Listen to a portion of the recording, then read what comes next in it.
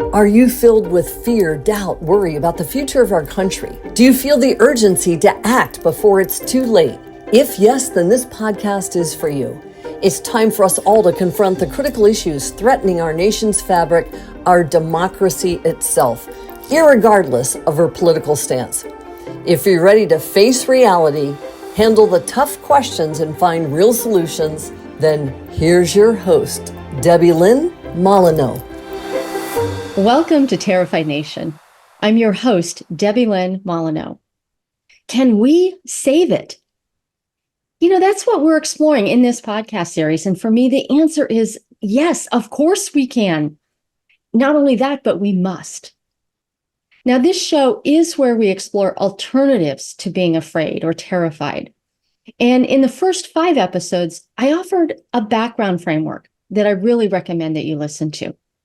It provides a good foundation for what now, as we interview guests who have gone from being afraid or angry or hopeless to become advocates for our nation, to live into the promise of our founders, each dedicating themselves to a better and brighter future for all of us. Now, weekly listeners know that I start each show with a question that relates to our guest and the Terrified Nation. Today's question is, how could technology enhance or improve democracy? And there's a bonus question. Who do we need to be as citizens for technology to be used this way? Joining us today is guest John Gable. He's the co-founder and CEO of allsides.com and the nonprofit initiative All Sides for Schools. Throughout John's career, he has been a builder of tools, teams, and companies that empower people and improve the world. John has over 25 years of technology, entrepreneurship, management, and executive experience, leading product, marketing, and consumer teams and divisions. He served on the original team for Microsoft's Office and Mozilla, which you might know now as Firefox. And before that, he was a professional political campaigner and executive director in the 1980s, working for the Republican National Committee, plus candidates for federal, state, and local campaigns. So his experience spans consumer technology, products, marketing, press, community collaboration, and high-tech management. John, welcome to the show. It's good to be here. That sounds exhausting, but I'm tired just reading it, I'm telling you. But I am so thrilled to have you with us today. We've known each other for a few years now and have done a lot of collaborative work together. So I really want to dig deep into your brain right now to find out what your preferred future is. And this is actually part of a larger research project to imagine a future that we actually want for ourselves. So it's about what you want, not about what you think is probable or possible. So we're going to time travel today within your current life. Now, we recommend somewhere between 2 and 20 years. Do you have a preference for how far you'd like to go into your future? It's interesting. I'm thinking about, you're asking me about my future. I'm thinking about the future of our work and where we'll be and maybe what I'm doing there then. So I don't know if that's exactly the same thing, but that's where I'm thinking. And that could be 10 years or so or something like that.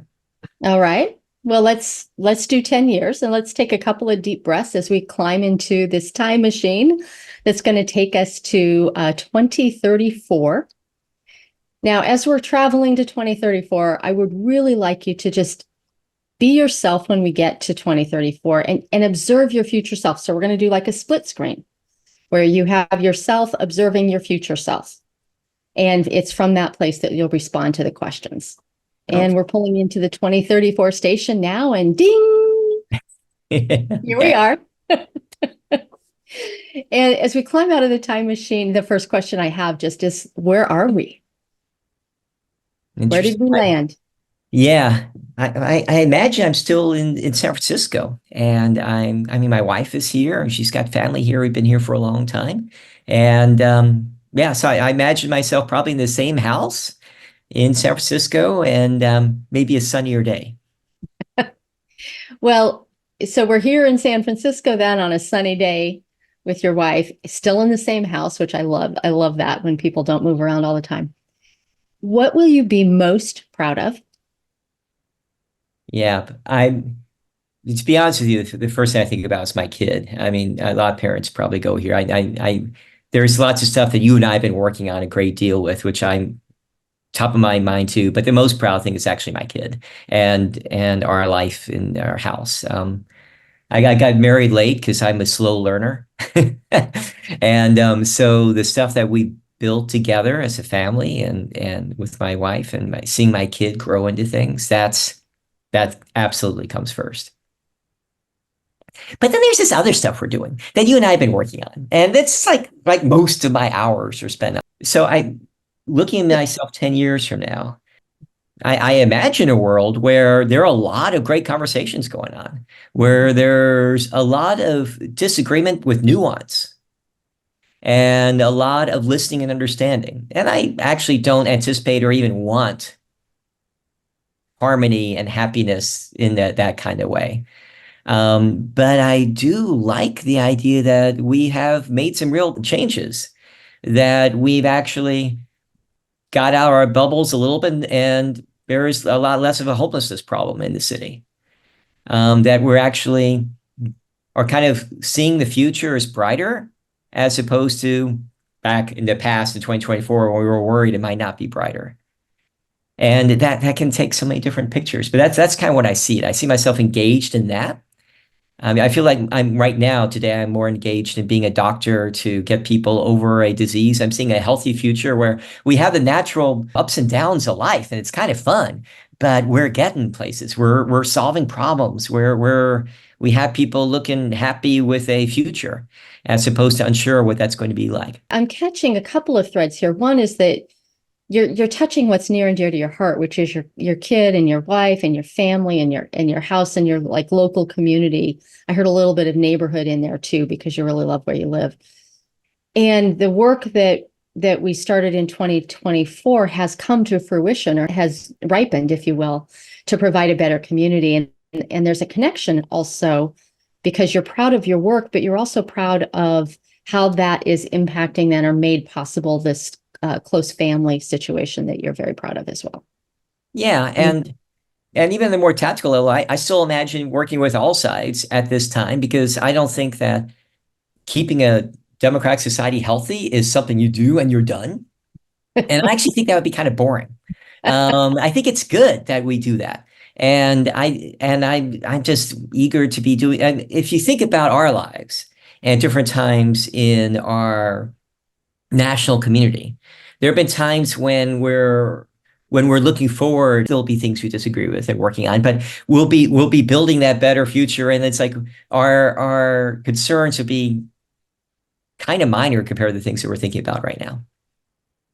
Yeah, well, I think one of the things you're kind of pointing out here, and that listeners of Terrified Nation will relate to, is this sense of uncertainty, and we don't know what comes next, right? Yeah. And one of the reasons that we're doing this podcast is because when we look at mainstream media, all we see out there right now is either bad news or telling us that other people are evil, and there's not a lot of hopeful stories about our future. And in the absence of, and in that void that's created by this absence of positive stories, we're trying to create them. And so we're starting at this very individual level of like, what do we prefer? And then how do we build it? You're right on the pulse, John, as you have been. Well, I love the how do we build it? I love building things. I love creating things that didn't exist before, things that actually have an impact on people in real life, not just in theory, and not just because it's a cool gadget, though I like cool gadgets, but because it really has this more in-depth impact. And I'm actually more optimistic now than I was a number of years ago, because at least now everybody agrees there's a problem.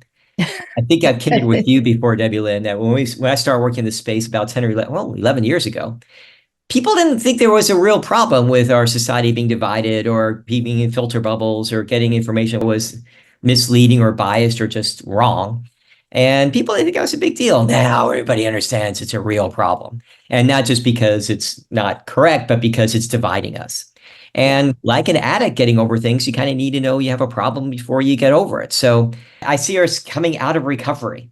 um, through this bad addiction to insanity we have today in 2024, and then we kind of survived that in 2034, and we're building new, better things. Yeah, we definitely are. Well, let's go back to like looking at yourself in 2034. And this next question is really just how do you spend your day?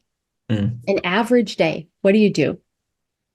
So, well, hopefully I'll be more consistent in exercise than I am now. I love going outside and walks, but I have not been particularly consistent about that recently. Don't you have dogs that need to go out, John? Yes, and they complain a great deal when I don't walk enough. Two chocolate labs, let it be known.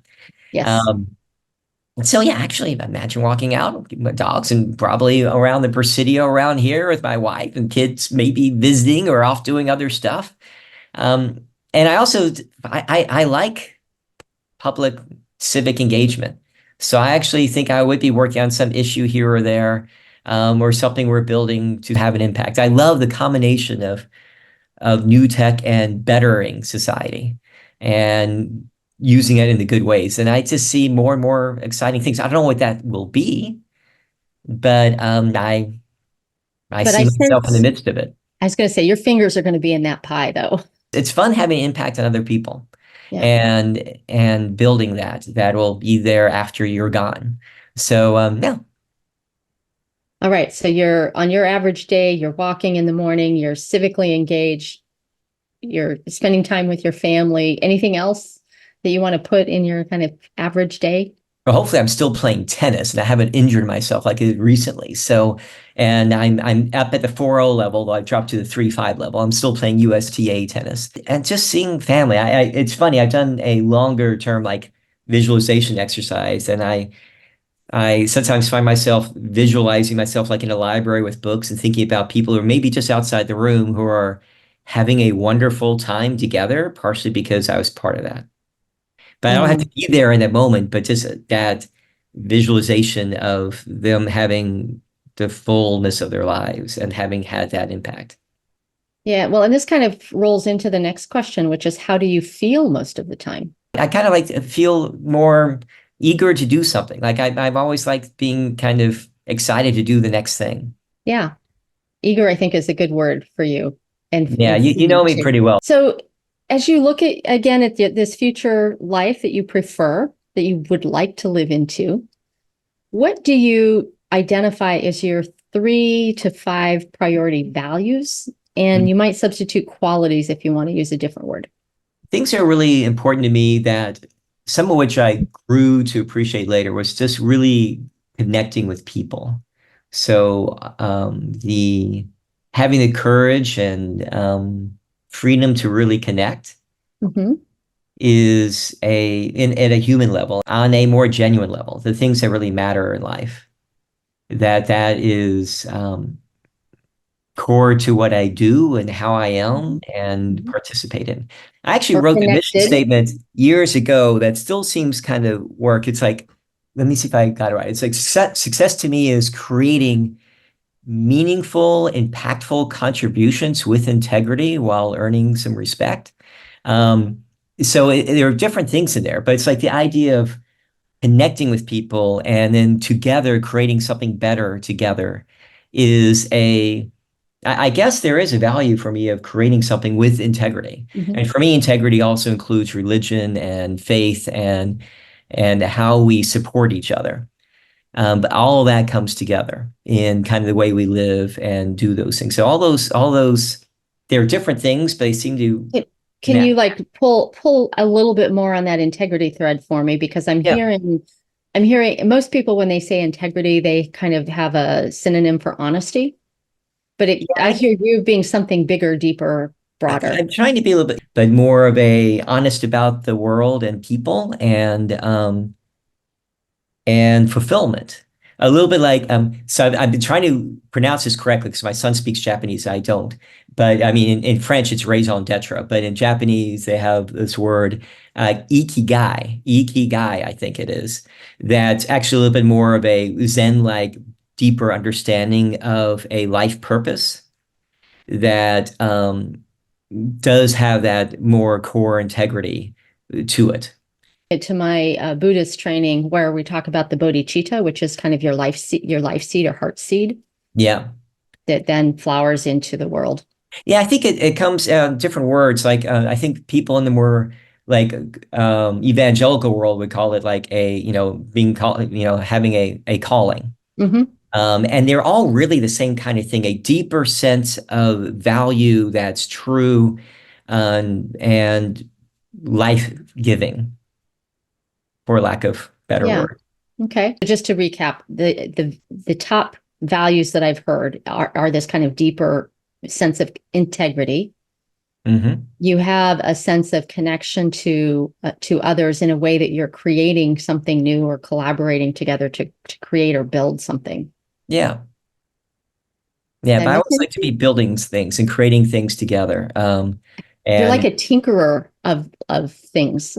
yeah, and I like tinker in a good way with people. It's like Yeah. when you're Yeah. playing with a kid and you're giving them a game that actually, and they begin to discover and grow in that. That's fun.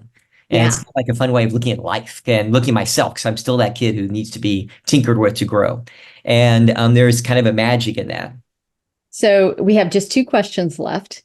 And this next question is, and you've touched on it a little bit, but as you think about your preferred future and where you live, and you've said it's in your same neighborhood, Yeah. what does the community need to provide or include for your preferred future to become real?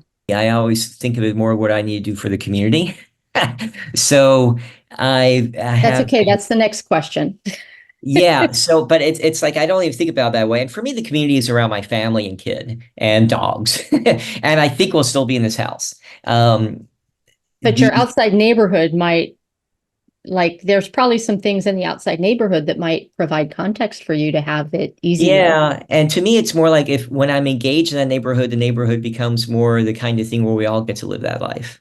Mm-hmm. So there's something that's I'm bunning up against my brain where like I'm not, I don't see the world of the communities pulling me out, but me participating in the community and we're all coming out together in it. But I think you're getting at something here too, John, because part of what you just said was that what the community needs to include are people who are willing to play or to come out and be involved with each other.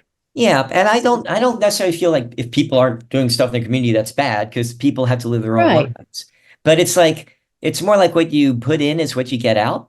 Mm-hmm. And so it's not like I'm expecting them to pull me out. I'm expecting me to go in, and that's how, and then we all pull each other out, if that makes any logical sense. Well, you're actually saying that in order for you to have your preferred future, there needs to be a community that I choose to and actively engage with. That there's there's a my friend Eric would call it mutual aid, a sense of mutual aid within the community. Yeah. And I understand that, like in the terrified nation context, we may be worried that that community won't be there. Mm-hmm. And I don't know, I have this kind of optimism that the community is always there if we just go get it. It may be harder logistically or economically or otherwise, and that's one of the things I'm concerned about. But people are people, and I've been in different areas of wealth and lack of wealth, and that community can be really strong in all of those different scenarios if we just kind of engage with each other. Well, and have there be an openness to engage. You know, I'm thinking about some women that I've talked with in Ferguson, Missouri, and they definitely know what they want for their community, and they're having trouble with responsiveness from their elected officials. Yep. And I've grown impatient and with elected officials. I do think we can find better ones. I think we have some ones that are good. We just need to give them permission to do the good they want to do. Mm-hmm. They also need to have a context or a community in which they can be the elected officials we need. Yeah. And that's part of what we're facing here in 2024 is that context is missing because they get punished for doing the right thing. Yeah, and this stuff you and I are working on, and I actually think it's far beyond politics. I think it's absolutely, with over half the people getting their news from social media. It's not about traditional news, not about traditional politics. It's about this other world that's really about how we interact with each other. and the way that we can actually use technology and our human connectedness to actually go in a much better direction. We just got to get ourselves going there. Well, that gets back to our bonus question for today, which was who do we need to be as the citizens, right, in order for technology to enhance democracy? Yeah, I think for each of us, we all individually have to define what our individual role is to building that kind of world that you and I are focused on. Yeah. In the technology world, I remember in kindergarten when I was a kid. I mean, that was a long time ago. I'm in my 50s, so it's a long time ago. But they were told us about be careful about advertising because they're trying to convince you of things that aren't true, or convince you of things that you can hurt yourself with, or be deceived by. Buyer beware. The ability that technology has given political, financial, other international powers to manipulate us are tens, 20s, orders of magnitude stronger than anything we had as a kid. Right. You don't assume I am free from that craziness.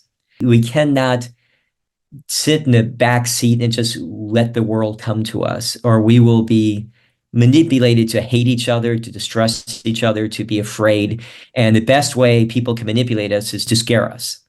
And that's what these things are doing. Scare us to click this way or be angry at this group so that we'll vote this way or give money this way or buy this way. I'm afraid I'm going to grow old too soon. I'm afraid that these evil, horrible people on the other political side are going to destroy my nation. Of course, they're afraid that people on my side are going to destroy the nation. We're all terrified. And we're terrified of this and that and the other thing. And just don't buy it. Just don't. So John, you know what I call these people, right? Yeah. I call these people the conflict profiteers. The conflict profiteers. I want a meaner sounding word, but I guess it sounds helpful. Amanda Ripley came up with conflict entrepreneurs, and I thought that was way too nice. And as an entrepreneur myself, I was highly offended.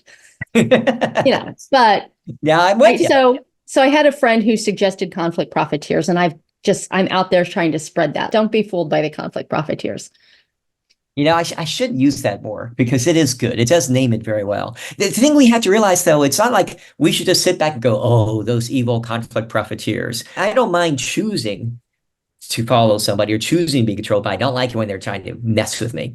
And so I have just a natural distaste for things that everybody believes. I do have the tendency if everybody's believing something, I tend to think there's probably something wrong about it. I mean, sometimes that's nuts, but it's kind of where I am. If everybody agrees, I'm the one who's finding out the 1 or 2% of that thing that totally makes sense is probably a little bit off. Well, you are definitely an anti-groupthink person in my life.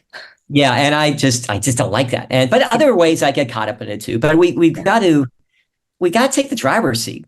And I think it's fine to be pissed off at this, but not just in a complaining way, like some college kids complaining about the food in the cafeteria or something. Well, and not in a violent response way either. Yeah, because that just leads into it. Right. We just need to be. There's a lot to be angry about in 2024. Yeah, and we need to channel that anger into building the future we want. That's the whole point. You don't fight crime with crime. You don't fight violence with violence. I mean, there are times in wars where that kind of thing is necessary, but that is not the scenario here. The hate with hate propagates more hate and is actually part of their conflict profiteer business model. It is. Is to get us so mad at each other that we keep spiraling away. And that's how they win. So when we find ourselves spiraling away, get angry at the spiral, get angry at being duped. We have to take responsibility when we're duped and just get out of there. Yeah. In my in the first episode of Terrified Nation, John, I talk about the analogy of the jar of ants. You've got red ants and black ants living in a jar together peacefully until somebody shakes the jar.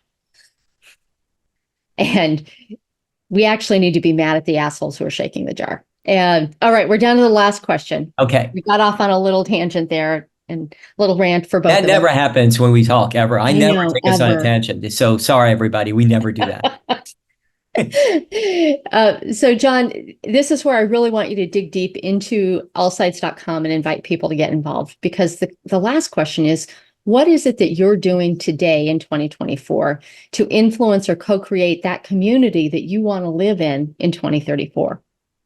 Yeah, I think you can break it down to two things. One is to stop what makes us crazy, and then what it would take to build something better.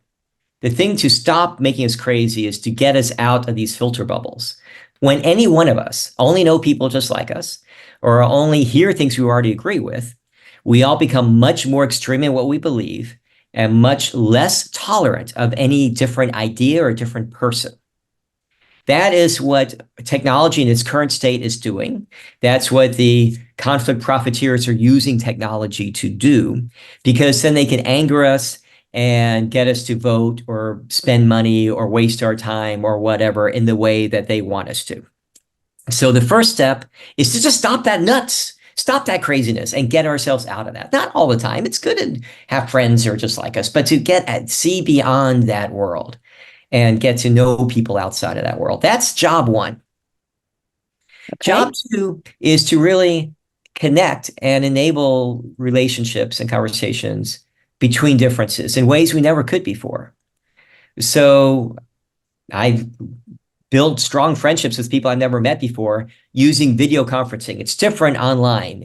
When you see and hear somebody, you can actually connect more in a deeper way than you can if you're just anonymously texting something on some social media.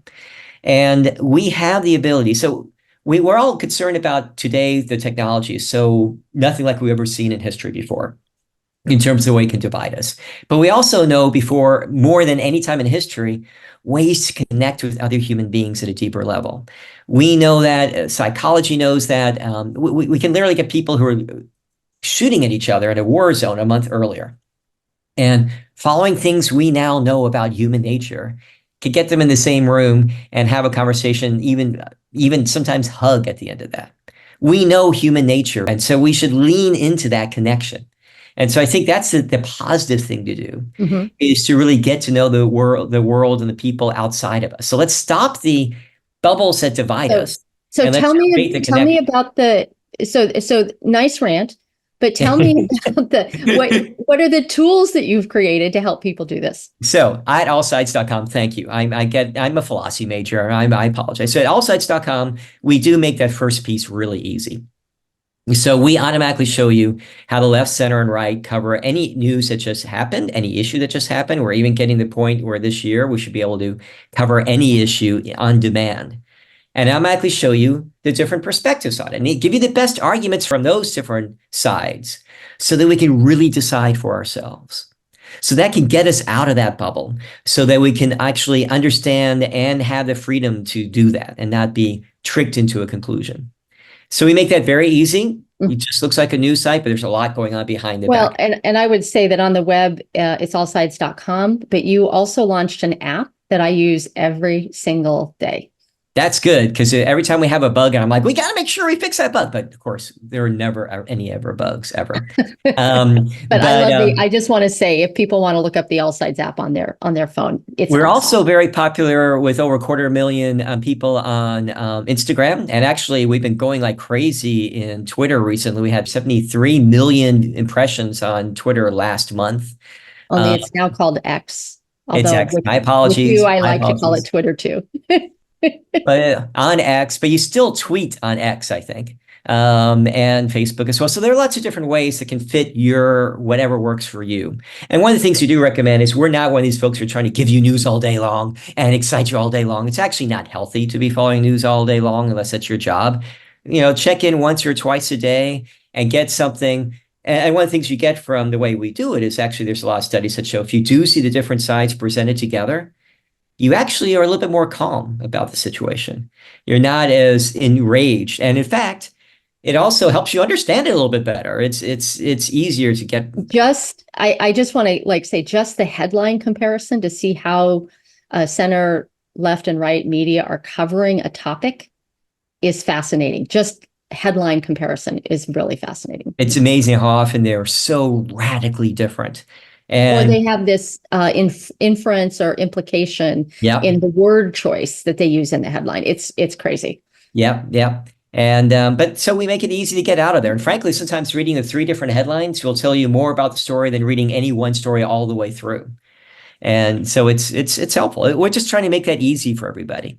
And then what we're really building, which you've done a lot more of, Debilyn, what we're working on to be able to be very scalable, is enabling people to have small conversations, like 4 to 6 people, where everybody in the group are different and have different perspectives. So we get to actually know each other on a more real level, because that's when there could be more generative change made.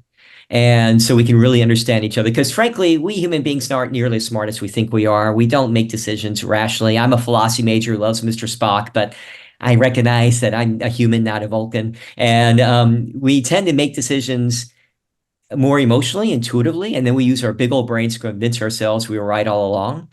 It's community that helps us get out of that vicious circle, that helps us see things more truly as they are, with integrity, in the way I was referring to it earlier, understanding the way it really is, and understand each other and what we are all want to do, which is mostly the same. What we all want to accomplish is almost all the same. We're just coming at it from different angles. Yeah. Well, John, I want to end our interview with an invitation. And this comes out from neuroscience, so you'll appreciate this. And the invitation is to spend 5 minutes a day thinking about your future self and your future community. Feel those feelings, like you just mentioned. That's actually how we work first, is through feelings and emotion. And drop in a sense of awe and wonder that you created that future. And what the neuroscience research shows is that we will subconsciously create what we focus on. So we get to choose, and we can actually create the future we prefer, like you're already doing. Yeah. Instead of choosing from all of the bad options that we're hearing from media. So that's my invitation to you. And for listeners of Terrified Nation, if you would like to participate in this national research project, visit americanfuture.us. John, thank you so much for being with us today on the Terrified Nation podcast. I so much appreciate it. It's the same idea as like when you wish on a star, the wish comes true because you already know where you want to be. If you can make a wish that quickly, it's the same idea. It is. Thank you, John, for sharing your preferred future with Terrified Nation and providing allsides.com as your contribution to helping us get to a future we want. And in closing today's show, I'd like to thank you, the listeners, for giving a damn about our nation. We may be a terrified nation today, but we can do better. We can save the USA. Join me next time. So that's it for today's episode of Terrified Nation. Head on over to iTunes or wherever you listen and subscribe to the show. One lucky listener every single week who posts a review on iTunes will win a chance in the grand prize drawing to win a $15,000 private VIP day with Debilyn Molineaux herself. Be sure to head on over to terrifiednationpodcast.com and pick up a free copy of Debilyn's gift and join us on the next episode.